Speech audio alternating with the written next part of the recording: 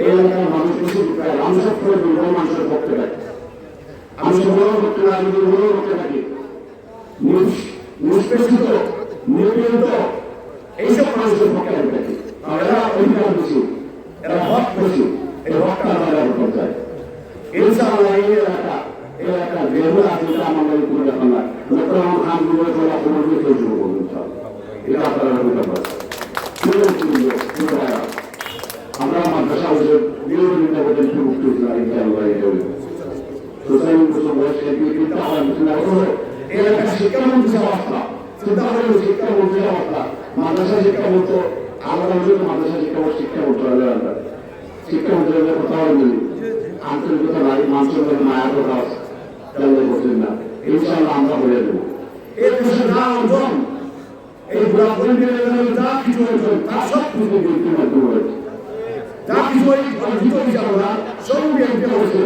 ওই কেওড়ামানা করছে, সেই কেওড়ামানে আনলে যখন খান দিয়ে যায় আর ইনশাআল্লাহ আপনাকে না করা আমি যদি আমাদের নেতা তাদের প্রমাণ হত্যা ধন্যবাদ। আপনারা একটু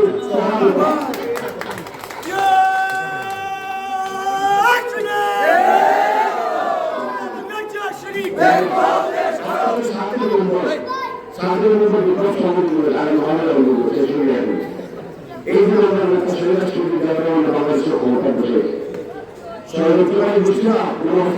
বাংলাদেশের প্রায় দিতে বলবো আমরা স্বাধীনতা পাইনি, আর স্বাধীনতা আমরা প্রকৃত স্বাধীনতা পাইলাম। এই স্বাধীনতা বিলম্ব করেছেন তারা হচ্ছে আমরা নেতা শহীদ রাষ্ট্রপতি জিয়াউর রহমানকে। তিনি জন্ম আইনে বাংলাদেশ রাষ্ট্র নির্মিত না, তিনি জন্ম আইনে আজকে আমরা বাংলাদেশের পাতাম না, তিনি জন্ম আইনে বাংলাদেশের জনগণ বিশ্বের কাছে মাথা উঁচু করে লাগতো না।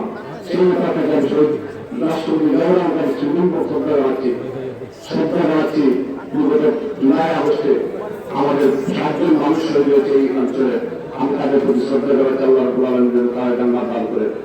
আমার তো দেখা দেওয়া হয় এবার ব্যাপার নয়, সাধারণ মানুষ কি বলবে আগামী মাস থেকে এটা এস্টিমেট দিয়েছে কাজ শুরু হইবে ইনশাআল্লাহ। এটা বাংলা ভাষা আপনারা এই এলাকার কিছু মানুষ আমার মানুষ করে এবং অভিজ্ঞতা মানুষের আগমন দেয়া খালি ব্রিজ চাইলে খাইলে আমরা রয়েছে। আমি সারা বসে গেলাম সারা বেলা নির্মূল করিয়া